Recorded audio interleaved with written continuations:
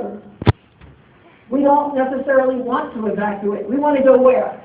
High ground. Up, higher ground. Now, is that going to be at your house? Maybe, maybe not. So, thankfully, you'll be happy to know that the shelters are also located on higher ground. Okay? That's important. But what's the reason that I wouldn't tell you the locations right now? They might change. They could change. Absolutely. And I can't plan for that. But we're creatures of habit. So if I tell you go to Okefenokee, by golly, when something happens, you're going to go to Okefenokee. And that would be a bad thing for me to do. Because Okefenokee, as you approach it, is underwater, but you're still got in your mind, they said Okefenokee. And you're still going there. So we don't give those locations out because nothing's engraved in stone and nothing's promised. And we know that those locations can change. So the best thing we can do is be prepared in more than one area, which we are. And then, when something happens, I can say, that one's underwater, that one's not. Go to that one. So that's the reason, because I've had a lot of calls. You know, why can't you tell us what we're going to do? And you know that this is going to happen. It's not a matter of if, it's when. And you told us all this, but you won't tell us where. That's why we won't tell you where. Because it's not that engraved in stone. We need to make the right decision. Okay?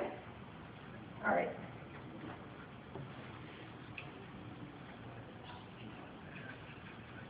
Wow, you did good with this. Okay. So, when we pre-stage trailers, we pre-stage supplies. That can be cots, blankets, everything that you need for a shelter. And what do we provide in a shelter when we open a shelter? Was anybody in a shelter? Nope. Okay. A lucky group, and that's good. But when you come into the shelter, not only do you have a safe place to sleep, and it's clean, you have food to eat, you have grief and trauma. Why do we need grief and trauma? And who are they anyway? Who cares about those people? I know, I'm going to get you to laugh before it's all said and done. But seriously, what is grief and trauma, or disaster mental health? Some people might have been hurt or lost family members. We don't know. We know that your psychological contract is broken, and we also know that disasters bring out the best and the worst of folks. And we don't know how you're going to react, and that's okay. It just is. I don't know how I'd react if you put me in that situation until it happens. But I do know that when I come into a shelter and I'm looking for a safe place to stay, I'm looking for an opportunity to get on safe and well and say, hey, I'm okay, that there's somebody there that I can talk to. And they can relate. And they've been doing this for a long time. And they know all the different possible feelings that I might have. And there's no right or wrong feeling. So the first thing is to validate that, right? And the worst thing is to say, I know how you feel. No, you don't.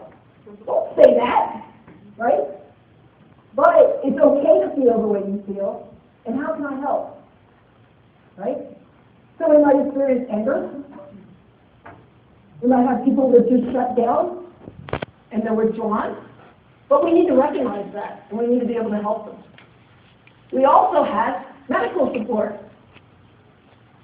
I'm going to pick on Bridget. Hi, Bridget. Bridget is amazing, and she's the lead for our nurses. And she did a fantastic job of keeping our nurses going in all the shelters during Waldo Canyon. That's not an easy task. And what are some of the things that nurses can do? You know, a lot of times people think of a nurse in a shelter, it's like, oh, it's like the school nurse. You know, we'll put a Band-Aid on it.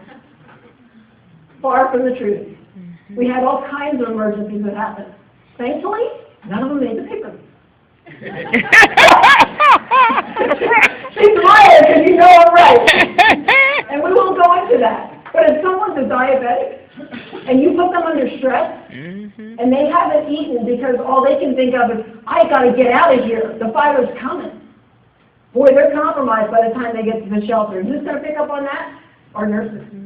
And they're going to say, is this something that I can treat right here and now and get them back on track? Is this something that needs to go to the hospital? Are we going to have someone that's in respiratory distress? Well, it's only a wildfire. There's no smoke. Anybody see smoke? Ashes raining down? I singed my hair.